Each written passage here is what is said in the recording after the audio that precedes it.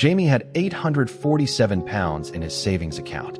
For years of work, for years of saying no to holidays. No new phone, no new car. 847 pounds. His friend Marcus, same age, same job, hadn't saved a penny. But Marcus made £200 last month while he slept. Jamie made zero. Same hours, same town, different results. Why?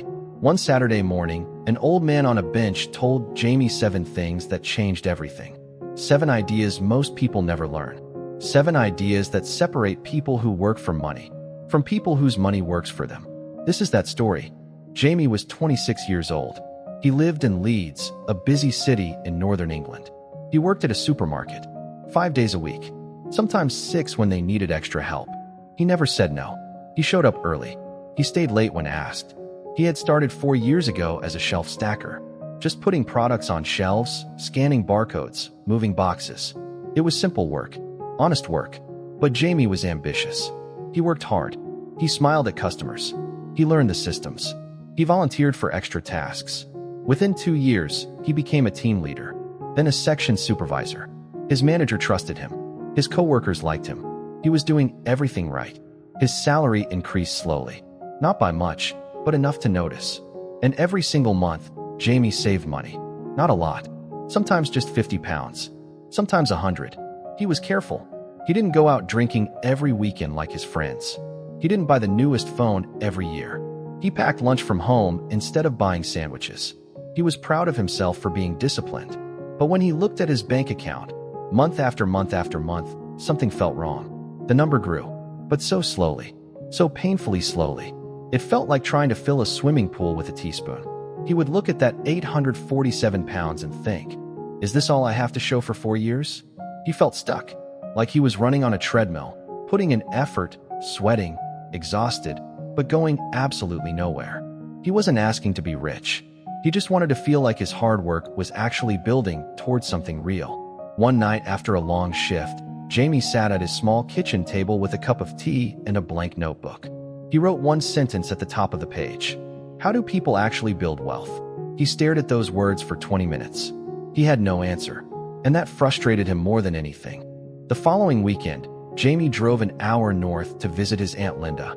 She lived in a tiny village near Harrogate in North Yorkshire. It was the kind of place where everyone knew everyone. Stone cottages, narrow roads, fields stretching out in every direction. A single pub, one corner shop. After lunch with his aunt, Jamie decided to go for a walk. He needed to clear his head. The city noise was still buzzing in his mind. He walked along a quiet path that ran beside a field full of sheep. The air was clean, cold, peaceful. At the edge of the field, there was an old wooden bench facing the hills. An older man sat there. He looked about 70. Gray hair, a warm coat, a green flask of tea in his hands. He wasn't looking at his phone. He wasn't doing anything. He was just sitting, watching the world. Jamie hesitated. Then he sat at the other end of the bench. They nodded at each other. Polite, the way strangers do. For a few minutes, neither of them spoke. Jamie looked out at the rolling green hills. The quiet felt strange. In the city, there was always noise. Cars, voices, sirens, music. Here, just wind and birdsong. The old man broke the silence. You look like a young man with something heavy on his mind, he said. His voice was calm, kind. Jamie laughed a little. Is it that obvious? At my age, the man said, you learn to read people. Faces tell stories. Jamie didn't know why. Maybe because this man was a stranger. Maybe because the countryside made everything feel safe. But he started talking. He told him about the supermarket, about saving for 4 years, about the 847 pounds, about Marcus somehow earning money in his sleep, about the notebook question he couldn't answer. The old man listened. He didn't interrupt. He didn't give advice halfway through. He just listened with full attention. When Jamie finished, the man was quiet for a moment. He looked out at the hills. Then he turned and said something Jamie would never forget. You're working for your money, but your money isn't working for you. That's your whole problem. Jamie blinked. What do you mean? The man smiled. My name is George, and if you've got 20 minutes, I'll explain. George unscrewed his flask and poured a second cup of tea. He handed it to Jamie. The first thing you need, George began, is money to work with. Not millions, just something. You already have that. £847. That's more than enough to start. Jamie nodded. But here's what most young people do wrong, George continued. They think, I don't have enough yet. So they take out a loan, or they borrow on a credit card. They want to start fast. He shook his head. Don't do that. Never borrow money to invest when you're just beginning. If it goes wrong, and sometimes it does, you'll be stuck paying back a loan with nothing to show for it.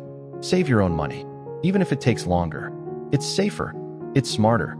Jamie wrote that down mentally. Step 1. Save your own money. No loans. George pointed toward the village in the distance.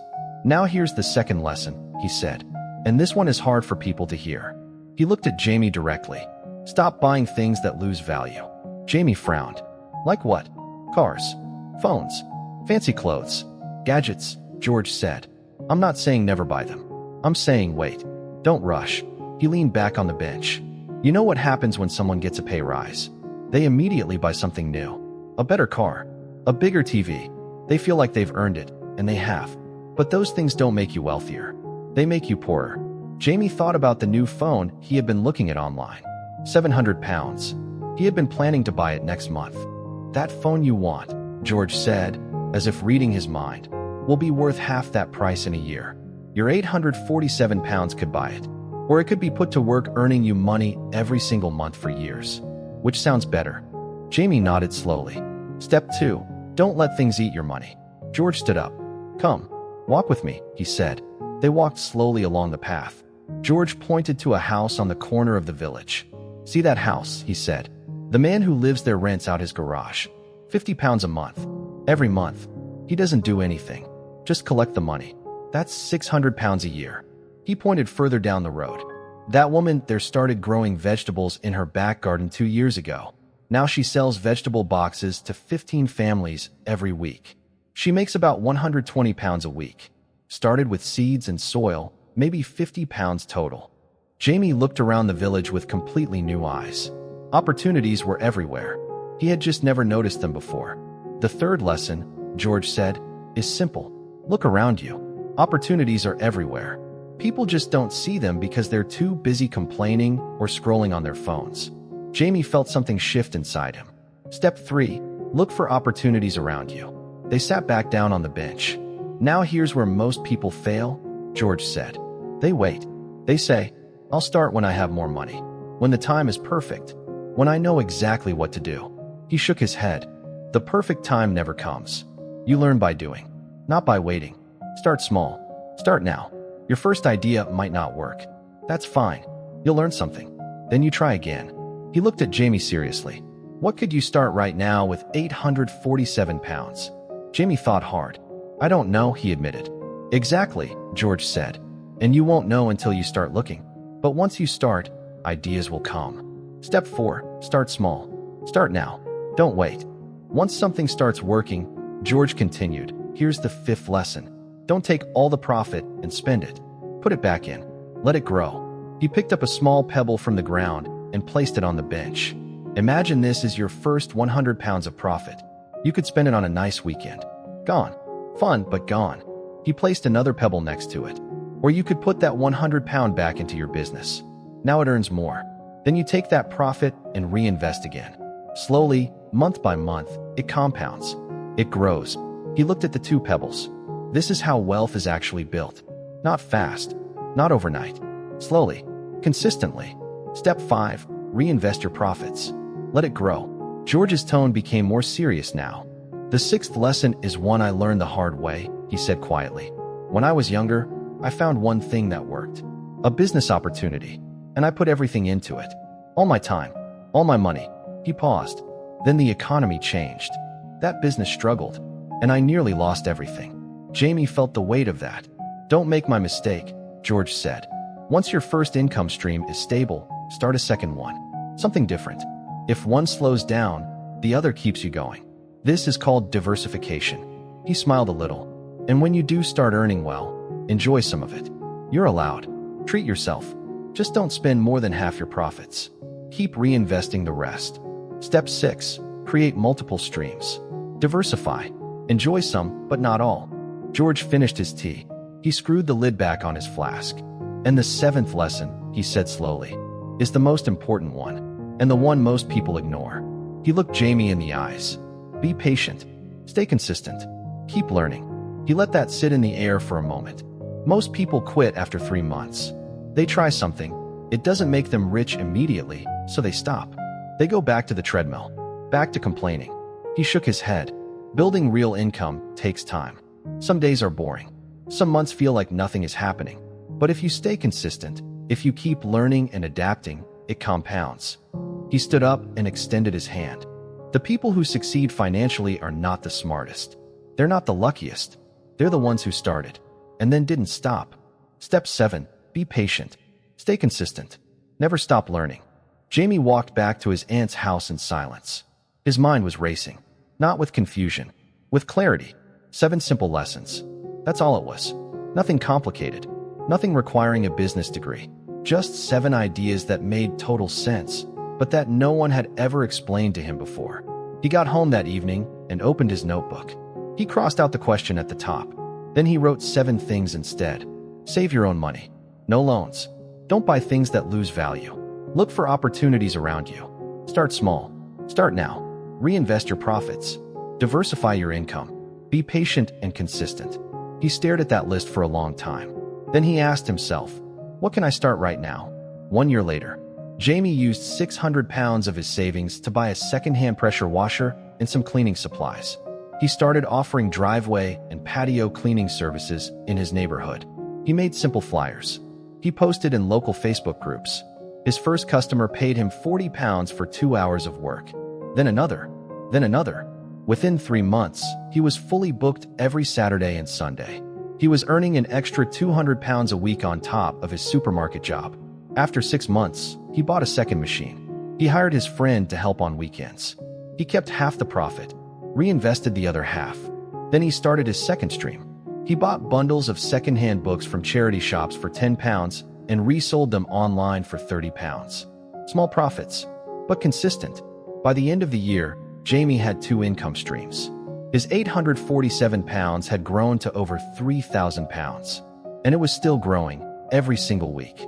One Saturday morning, exactly 1 year after their first meeting, Jamie drove back to that village in Yorkshire. He walked to the bench by the field. George was there. Same bench, same flask, same calm smile. Jamie sat beside him. I started, Jamie said simply. George nodded. I can see that. You don't look stuck anymore. Jamie smiled. No, he said. Now I look like someone with a plan. George raised his flask. To plans, he said, and to the people brave enough to start them. What changed for Jamie wasn't his salary. It wasn't luck. It wasn't a secret trick or a hidden formula. What changed was how he thought about money. He stopped seeing money as something to protect and hide away. He started seeing it as a tool, something that could move, something that could work, something that could grow if he pointed it in the right direction. The 7 lessons George shared are not complicated. Wealthy people have always known them, but nobody teaches them in school. Nobody talks about them at work. Nobody explains them at home. Save with purpose. Stop letting things drain your money. Look for opportunities. Start small and start now. Reinvest your profits. Diversify your income. Stay patient and consistent. 7 ideas. One Saturday morning, a life quietly, but permanently, changed. Maybe right now, you feel like Jamie, working hard, saving carefully, doing everything you were told to do. And still, nothing is changing. The answer is not to work harder. The answer is to think differently. Your money can work while you sleep. But first, you have to learn how to put it to work. You don't need to do all 7 steps today. Just start with 1. Save something this week, not to keep it safe, but to put it to work. Look around you this weekend, not for problems, but for opportunities. And when you're ready, begin. Because the people who build real financial freedom don't have a secret. They just started, and then they didn't stop.